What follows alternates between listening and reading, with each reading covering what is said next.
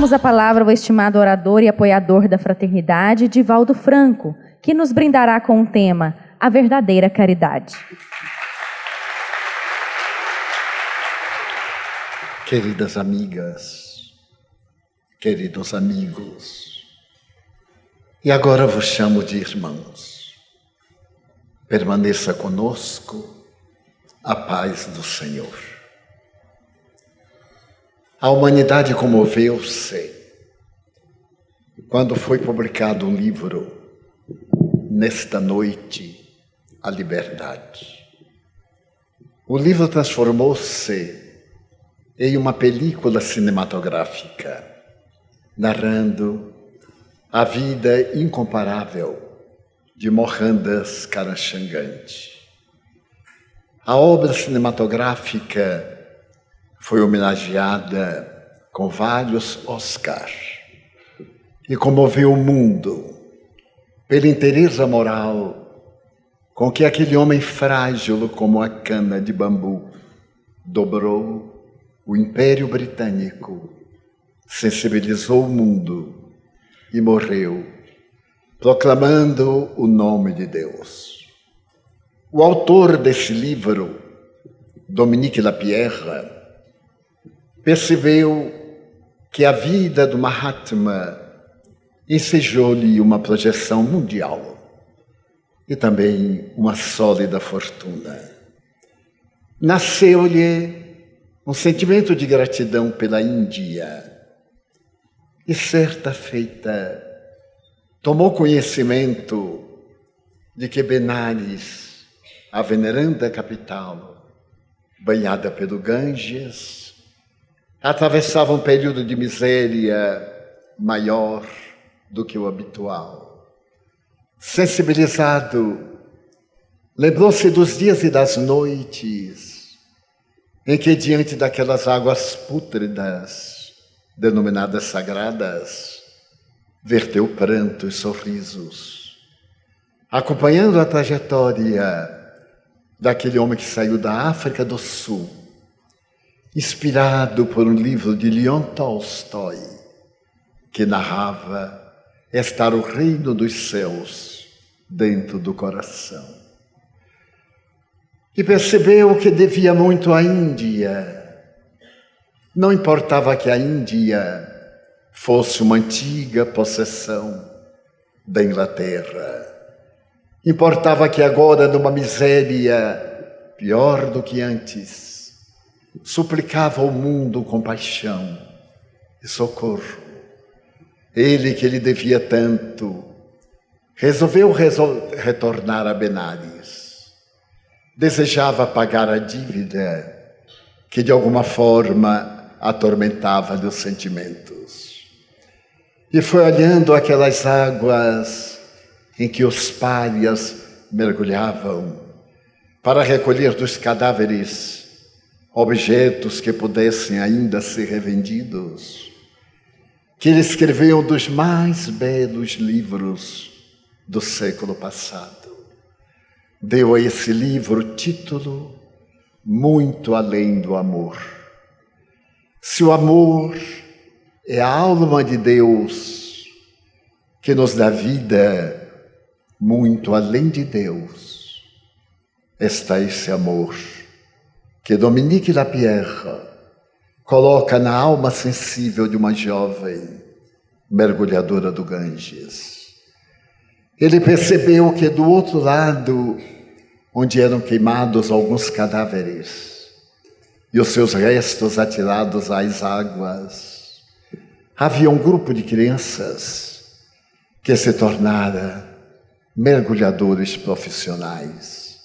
E entre esses, uma menina de 12 anos, de cabelos negros e olhos profundos, que se tornara uma verdadeira ave mergulhadora e conseguia ajudar a mãe, que mantinha um bazar de miséria, para vender restos mortais aos párias, pária também, que era a família. Embora Indira Gandhi haja, através de um código de leis, acabado com as classes sociais, A verdade é que os párias ainda existem em todo lugar do mundo. Ei-los ocultos, invisíveis, em nossas casas, nas ruas, nos palácios, nos antros da miséria. E ele fascinou-se pela alma gentil de Ananda, conseguiu aproximar-se da família e perceber que aquela menina era um verdadeiro tesouro para seus pais, principalmente para sua mãe, que administrava aquele pequeno bazar. E ele percebeu que a sua era uma vida especial. Havia na ternura do seu coração um amor tão grande, mas tão grande que era difícil definir em palavras. As suas renúncias diante do alimento, as suas viagens imaginativas, os seus sonhos. E ao escrever o livro, ele nos deixa um legado de beleza e de solidariedade sem fronteiras. A história da Índia é um pouco da história das favelas de São Paulo, de Campinas, dos arredores de Londres, de Paris, de Zurique, de Milano, porque existe em toda parte um quarto mundo. Além daqueles 3 mundos conhecidos, subdesenvolvido, em desenvolvimento e desenvolvido, aquele mundo de miséria no entorno das grandes cidades, as favelas do Rio de Janeiro, de Salvador, onde residimos, em uma região de 400 mil miseráveis, um entorno muito pobre, em que animais, crianças e o abandono social confraternizam de maneira sarcástica, zombando das nossas ilusões. Ananda tornou-se, portanto, o objeto de uma biografia. Ela deveria representar os ideais da humanidade que ama. E quando completou 14 anos, Ananda percebeu uma movimentação muito especial na sua casa. Estava no momento de consorciar-se. E de acordo com a tradição multimilenária da Índia, somente poderia conhecer o noivo no dia do matrimônio.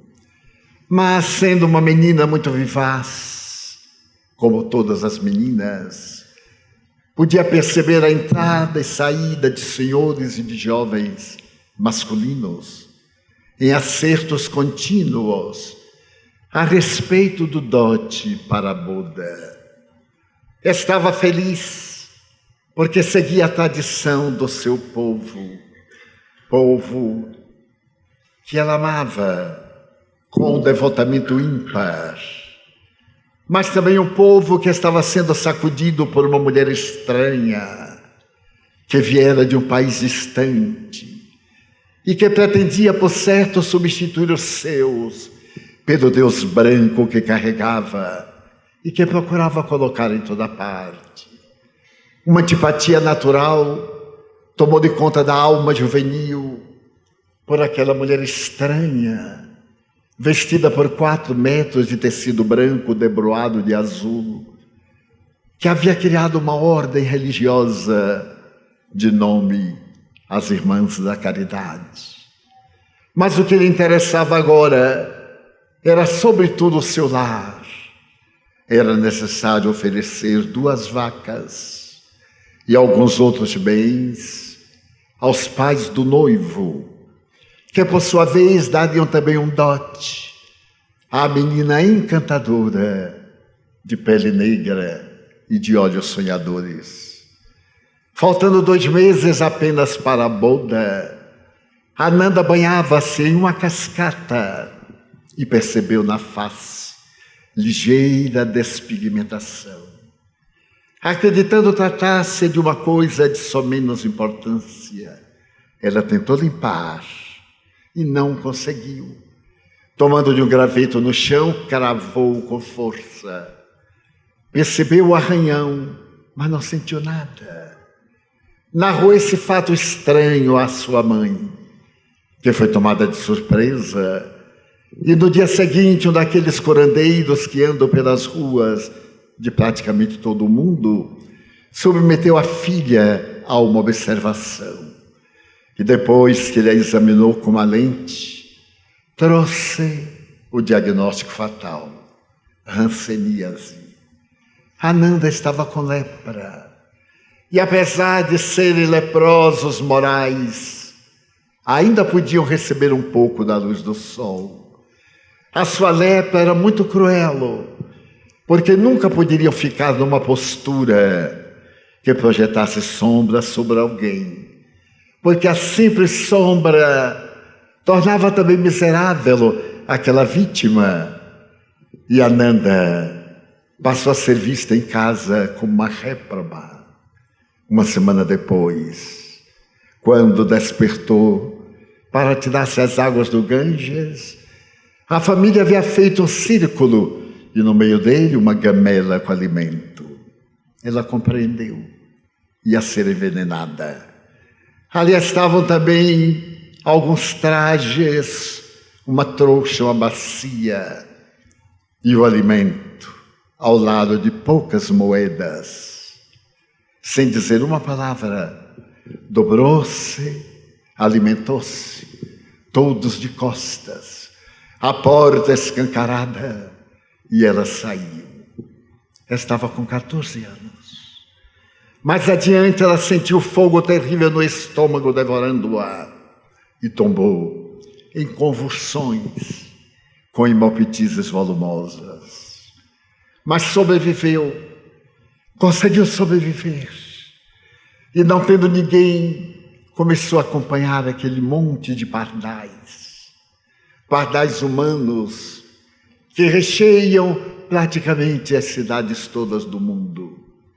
Certo dia estava na estação rodoviária, esfaimada, enfraquecida, quando para um cabriolé e salta um cavalheiro. Ele tem um aspecto simpático. Começa a olhar as crianças pelos dentes. E vendo Ananda, que era atraente, pergunta-lhe: órfã, não tem ninguém? Não, não tem ninguém. Estou necessitando de um auxiliar. Sou um homem de negócios, viajo muito e necessito de alguém para tomar conta das minhas 2 filhinhas. Pagar-lhe-ei 50 rupias por semana. Era uma fortuna. Os olhos de Ananda brilharam como 2 estrelas de primeira grandeza. E ela foi gentilmente levada até aquela carruagem.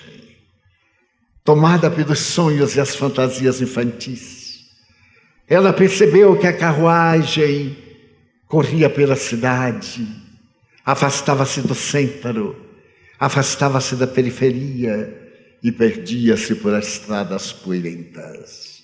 Até que chegou a um casalho imenso, fortemente amuralhado, e compreendeu a tragédia do seu destino. Foi entregue a um homem brutal, que de imediato aplicou-lhe uma sova, depois de uma bofetada perversa na face. Havia sido vendida para ser carne humana, naquele bordel da mais miserável condição. Foi submetida a uma cirurgia para não poder procriar. E a partir de então foi treinada a receber uma clientela, a atender a 30 pessoas em média por dia para sobreviver. A despigmentação foi se tornando mais clara. As abas das orelhas pareceram crescer. E quando perceberam que era portador da hanseníase, ela foi jogada no último degrau do prostíbulo imundo para servir aos párias mais degradados. Estava agora praticamente deformada, aos 15 anos de idade. Mas ela conseguiu sensibilizar um guarda, que era o zelador daquelas meninas infelizes, e fugiu conseguiu evadir-se e na manhã seguinte estava perdida na multidão de miseráveis que deambulam pelos templos caídos da velha cidade. A fome, que não tem moral, que há dias roía-lhe o estômago, produzia-lhe uma debilidade cruel, fez que ela soubesse que havia um pouco além uma casa que distribuía alimentos. Levava-se um vasilhame qualquer e, através de um quadrângulo no muro, a mão generosa de uma estranha colocava uma sopa rala com qualquer coisa para nutrir.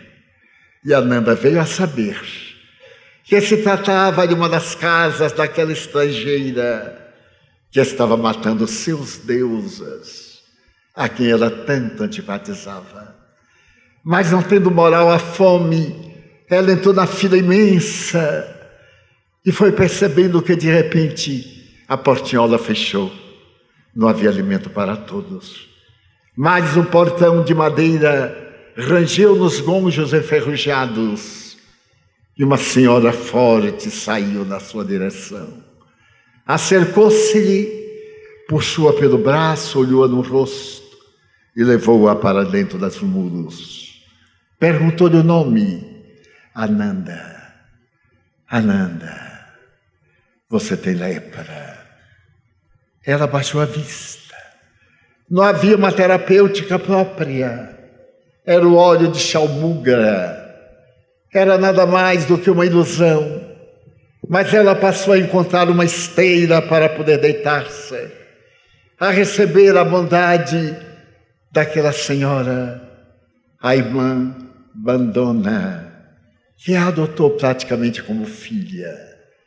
Mas ela detestava aquele Deus branco, estranho, sem poder, que morrera numa cruz. Mas a irmã Bandona parecia ser a representação máxima do amor e da ternura. Onde ia, Ananda era sua sombra. E ela viu uma cena que jamais esqueceria. Sob uma palhoça modesta, em que estavam dezenas de homens miseráveis ali recolhidos, uma esteira que fora desocupada pela morte de um cliente havia sido ocupada por alguém a quem lhe não pertencia. E a irmã Bandona cercou-se do estranho e falou-lhe: mas esse leito está reservado para alguém pior do que você.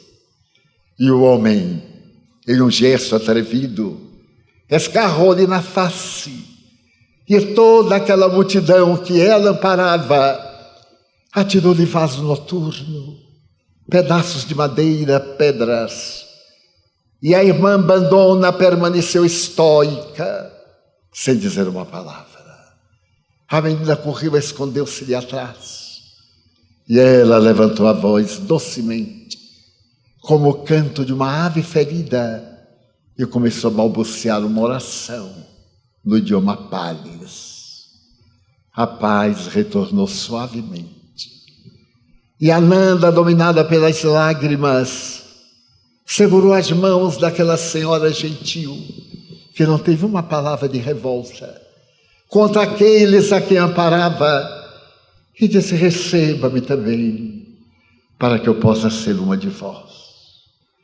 Foi assim que Ananda teve que viajar para Calcutá, para o monastério das Irmãs de Caridade. Teve a oportunidade de conhecer aquela mulher com 1,56 m, que estorcegava em uma dor de cabeça diária, padecendo dores como da crucificação ou da coroa de espinhos que lhe estava sobre a cabeça. Fez um noviciado e ao 3º ano, quando ela foi nomeada a 2.347 religiosas, ela viu a alegria das famílias que vieram saudar as noviças, mas ela não tinha ninguém.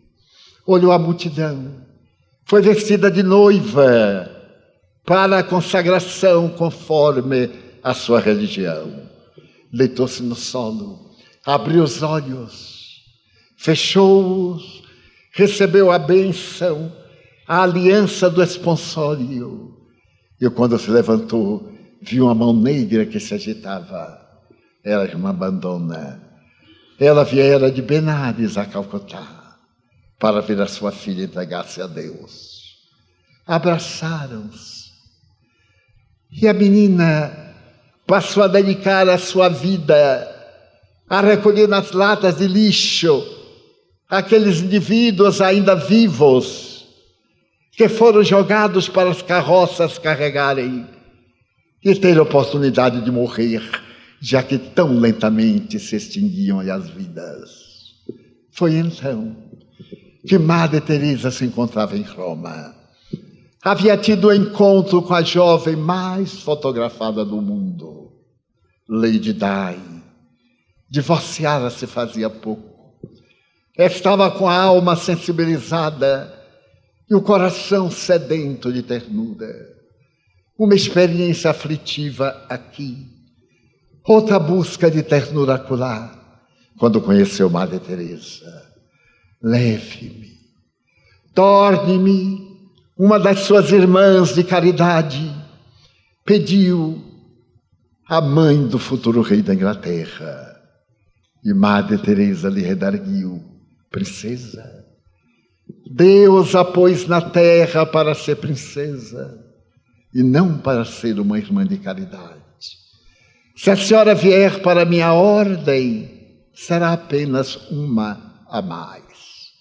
Desaparecerá, mas eu a nomeio da minha ordem na corte que a senhora frequenta. E será talvez a única a ostentar tiaras de ouro, coroas de brilhantes, fazendo a caridade. A partir daí, a jovem Windsor tornou-se uma desconhecida irmã da caridade. Quando voltou a Londres, foi visitar um hospital de crianças infectadas pelo vírus HIV. Os jornais foram implacáveis, falaram-lhe da leviandade, de possível contágio e naturalmente contaminar o seu filho, que seria o rei da Inglaterra.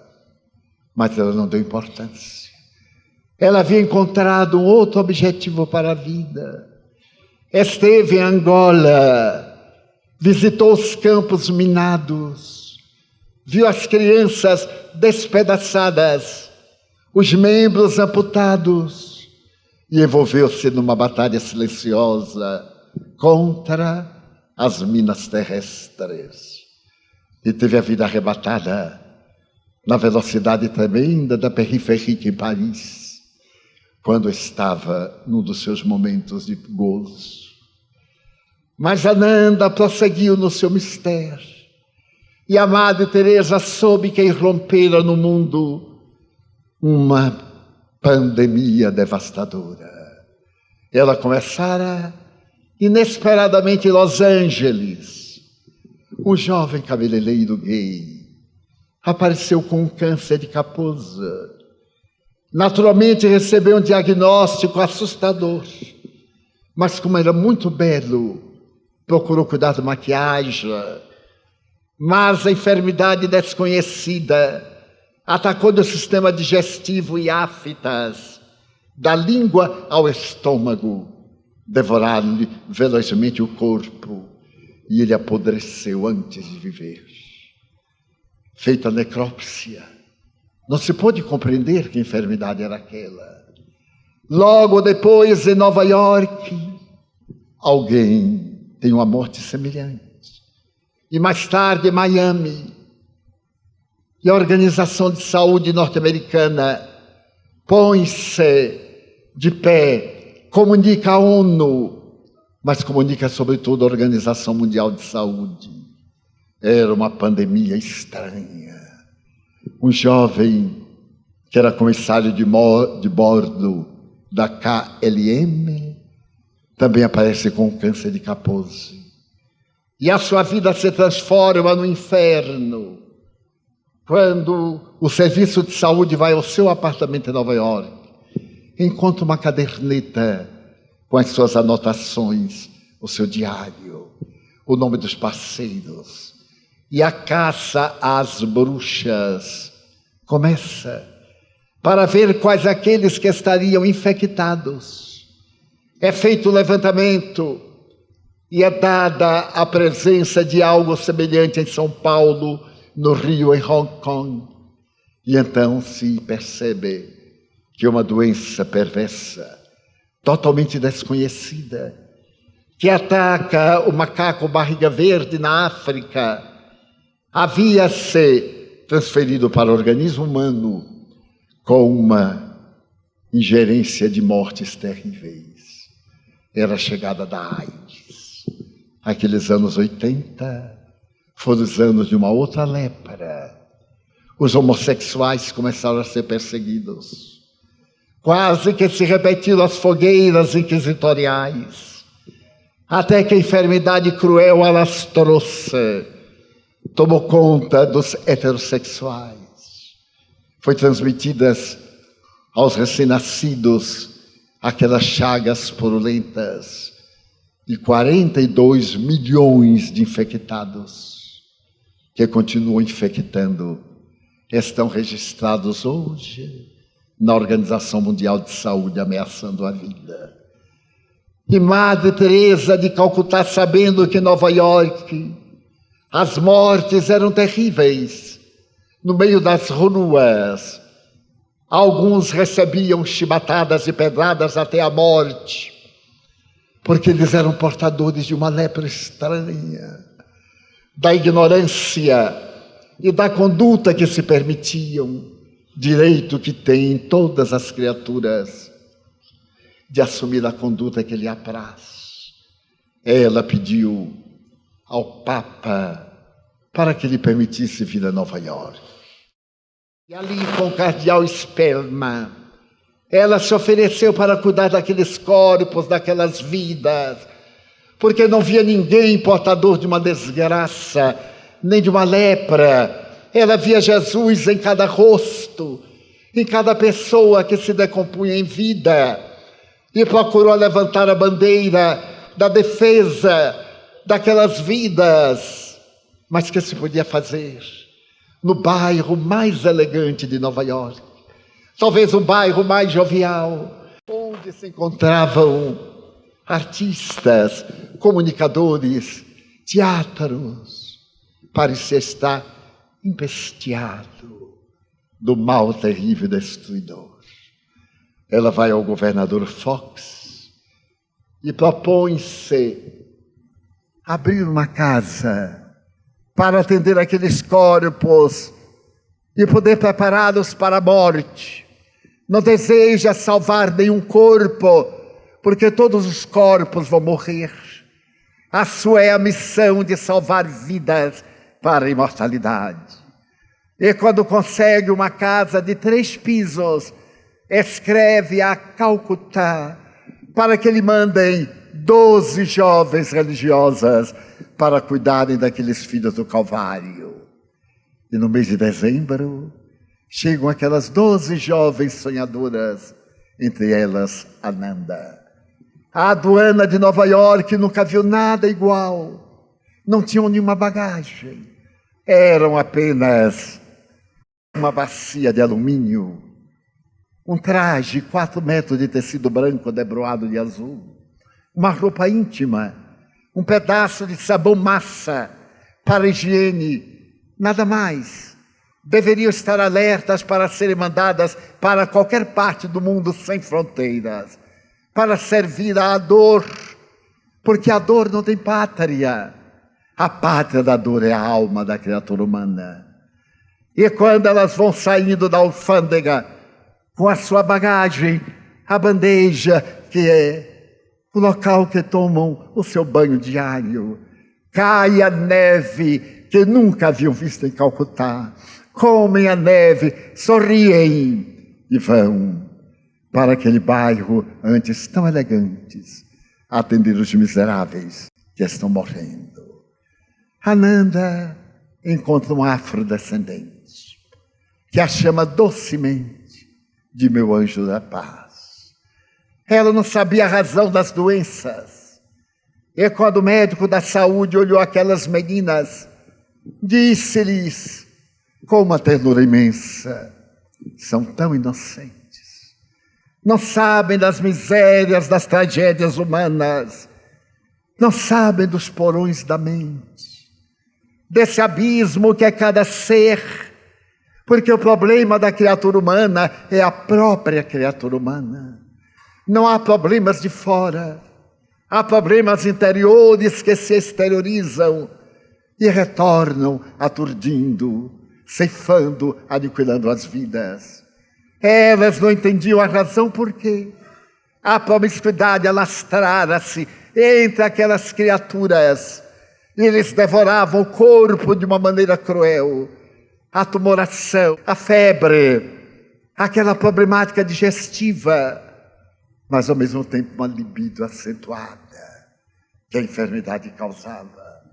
E docemente ela vai tomando conta do seu afrodescendente, que lhe conta a trágica história do seu degredo no corpo, da prisão em um corpo que não era o seu corpo, da angústia que lhe causavam aquelas formas que não eram as suas formas, do conflito entre a psique e a anatomia.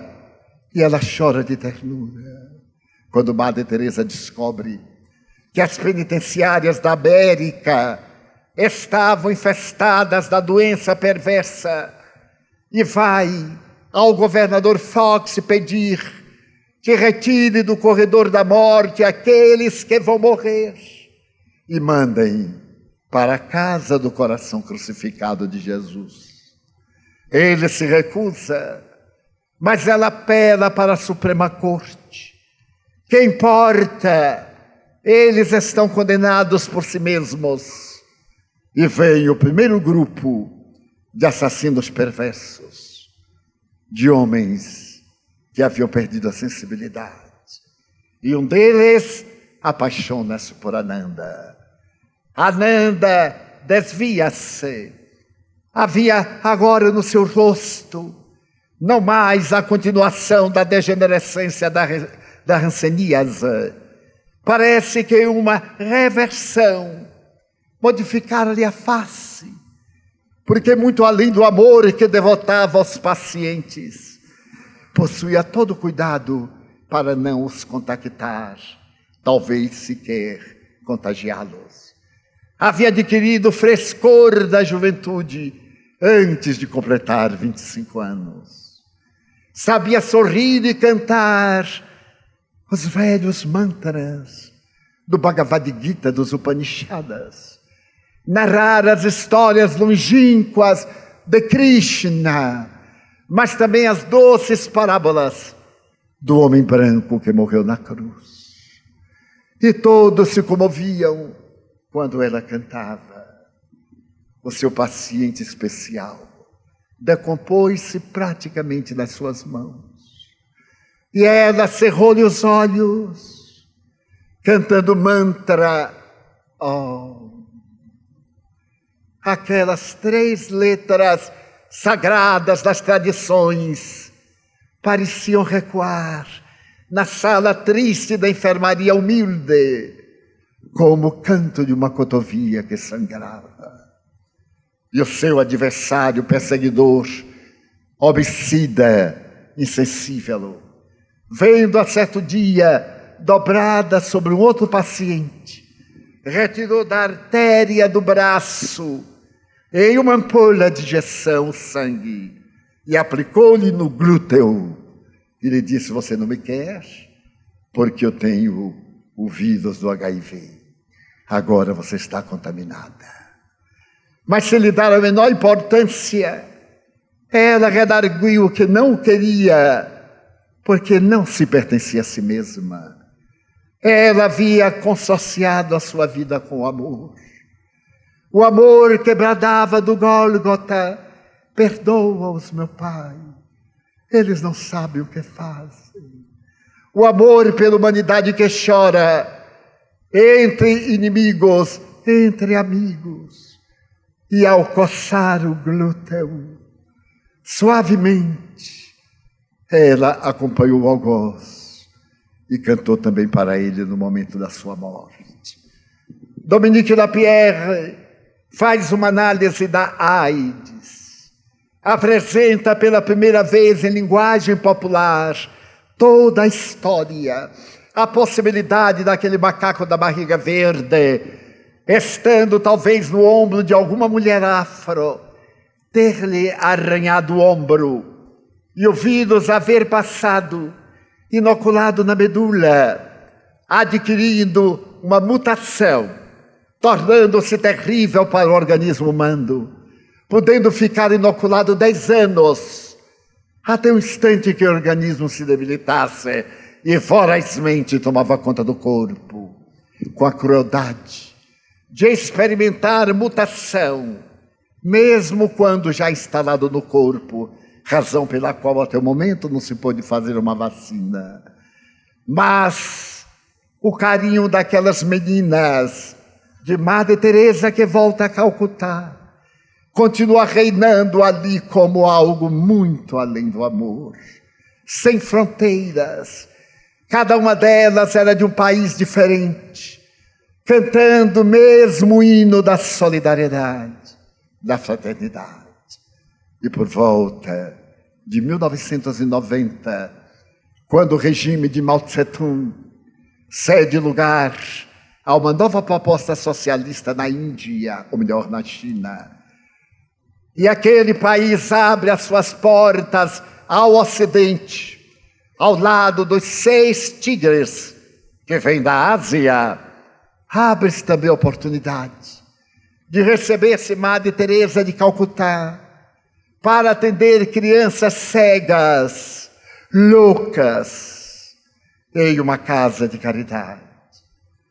E a Madre escreve a Nova York, pedindo que lhe mandem a mais dedicada servidora para administrar aquela casa naquele país cujas fronteiras estão além da muralha que separa da Manchúria e Ananda Par. E vai atender outro tipo de dores e de misérias sem haver se contaminado da AIDS. E a obra termina com um apelo para que tenhamos cuidado com o sexo. O sexo foi feito para a vida, não a vida para o sexo. Que nos não enganemos, que tenhamos cuidado em realizar a comunhão sexual com a segurança possível dos anticonceptivos, dos produtos que nos podem impedir a contaminação. Que realizemos as funções orgânicas, porém, com respeito pela vida. Porque a vida não são apenas as sensações que são objetivas, sensoriais, fazem parte do corpo e o corpo fica, mas daquelas de natureza moral, que a tradição católica denomina pecado mortal, não pecado venial. Aquelas que nós planejamos, a indiferença, a dor, o egoísmo, esse câncer, filho do orgulho, ou naturalmente seu genitor, para que nos condoamos com aqueles de todo lugar que choram, que sofrem, que têm fome, que têm abandono, que experimentam desprezo. Nós fomos chamados para esse banquete, muito além do amor. É necessário ter a coragem de descobrir os invisíveis que estão em nossa casa, em nosso derredor, que estão aqui nesta sala, marcados pela soledade. Essa expressão espanhola que me diz muito mais do que estão sozinhos, porque tem aquele que está sozinho em soledade, o que está sozinho a dois, os que estão sozinhos na multidão. E temos esse vazio espiritual a que se referiu o nosso querido menino. Esta ausência, esta sede de Deus, esta fome de paz, que anela pelas bem-aventuranças, para que desçam do monte e venham até a grande Babel, que é a terra, até a grande Bacanal, que se transformou o mundo, para que as novas Sodomas e Gomorras sejam poupadas, e a doce voz do cantor, que foi continuado pelo hino das criaturas de Francesco Bernardone, fale na nossa garganta, haja nas nossas mãos, ande nos nossos pés. A fraternidade sem fronteiras é um braço de Jesus, ali a Moçambique, a Madagascar, ao Pau da Lima, à favela do Esqueleto, às centenas de favelas de São Paulo.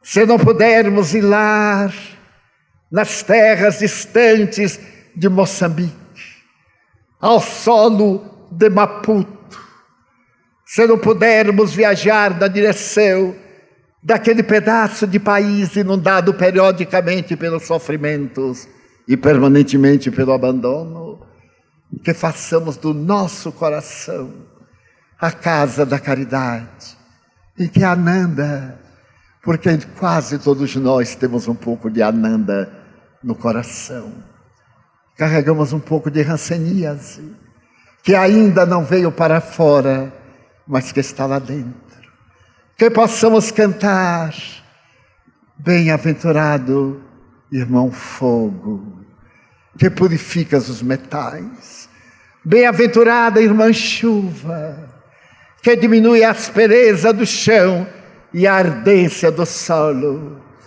Bem-aventurados sois vós, quando puderdes amar, quando puderdes estender o olhar de ternura para mitigar a sede de amor, ao lado do pão, do tecido, do alfabeto, a dignificação da criatura humana. Este é o momento. Estamos em trânsito, e a velha geração, segundo Allan Kardec no capítulo 14 de A Gênese, luta tenazmente para manter a sua normose mórbida, hipócrita, doentia. Enquanto uma nova liderança nasce em jovens sonhadores, em pessoas que estão transformando a amargura em sorrisos, em corações que amam, para cantar o hino da solidariedade. Esta é a hora de descrucificar Jesus e trazê-lo para que, não amado, nos ensine a amar, para que conviva com as nossas dores íntimas, com os nossos silêncios e as nossas lágrimas que ninguém vê, com as nossas noites intérminas, ou com as noites insones, com que disfarçamos no dia seguinte, com a persona dos sorrisos e a sombra. Este é o momento em que Jesus se levanta para dizer: sine te parvulus, venire ad me. Ó, vinde a mim, todos vós que chorais, todos vós que sofreis, recebei o meu fardo e o meu jugo. É leve o meu fardo, quão suave é meu jugo. Vinde a mim, eu vos aliviarei, para que alivieis aqueles que choram, que não sabem pedir, que não sabem rogar, e que ainda não compreenderam qual é o sentido da vida, que é viver para servir e crescer para amar a Deus. Numa hora tão complexa, de tantas queixas e reclamações, que sejamos anandas, que sejamos esses obreiros da fraternidade, que não tem fronteira geográfica, nem ética, nem preconceito, nem normosa, que está de braços abertos para dizer: Senhor, Eu quero dizer-te que eu amo a vida, que para mim é bela e é consentida. Muito obrigado, Senhor, por tudo que me deste, por tudo que me dás. Obrigado pelo ar, pelo pão, pela paz. Obrigado pela beleza que os meus olhos veem no altar da natureza. Olhos que veem o céu, a terra e o mar, que acompanham a ave ligeira que voa fagueira pelo céu de anil e se detém na terra verde, salpicada de flores em tonalidades mil. Muito obrigado, Senhor, porque eu posso ver meu amor, mas diante da minha visão, pelos cegos eu formulo uma oração, porque eu sei que depois desta lida, na outra vida, eles também enxergarão.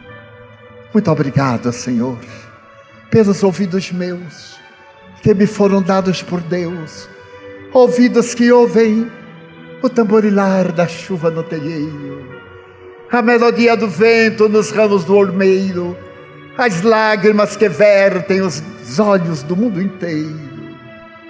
Mas diante da minha audição, eu percebo aqueles que não podem escutar, e por eles eu me ponho a orar, porque eu sei que depois desta vida, na outra lida, voltarão a captar. Muito obrigado pela minha voz, mas também pela sua voz, pela voz que canta, pela voz que fala, que legisla de ternura, pela voz que salteia uma canção, e o teu doce nome anunciam com verdadeira unção. Diante da minha melodia, eu vejo aqueles que sofrem de afasia. Por eles eu faço uma melodia, porque sei que depois desta prova, na vida nova cantarão. Obrigado pelas minhas mãos que aram, que semeiam, que agasalham, mãos de ternura, que libertam da amargura, mãos que apertam mãos, mãos dos adeuses, que limpam feridas, que enxugam lágrimas, dores das vidas, pelas mãos de sinfonias, mãos de cirurgias, mãos de poesias, de psicografias, pelas mãos que atendem a velhice, a dor, o desamor, pelas mãos que embalam no seio o corpo de um filho alheio, e pelos pés que me levam a caminhar sem reclamar. Muito obrigado, Senhor, porque eu posso andar diante do meu corpo perfeito. Eu te quero louvar, porque eu vejo na terra aleijados, amputados, marcados, desesperados que se não podem movimentar. Eu oro por eles, porque eu sei que depois desta expiação, na outra reencarnação, eles também bailarão. Muito obrigado por fim, pelo meu lar. É tão maravilhoso ter um lar. Não é importante se esse lar é um duplex, é uma mansão, é uma casa no caminho, é um ninho, seja lá o que for, mas que dentro dele exista a figura muito além do amor, de mãe ou de pai, de mulher ou de marido, de filho ou de irmão. A presença de um amigo, alguém que me dê a mão. É tão triste viver na solidão, mas se eu a ninguém tiver, nem um cão, nem um gato para me acompanhar, nem um teto para me cobrir, ninguém para me amar, nem aí reclamarei, porque nesta fronteira da imortalidade eu direi: Senhor, eu te tenho a ti e te quero agradecer porque nasci. Muito obrigado, Senhor, pelo seu amor, pela sua atenção. Muito obrigado, senhores.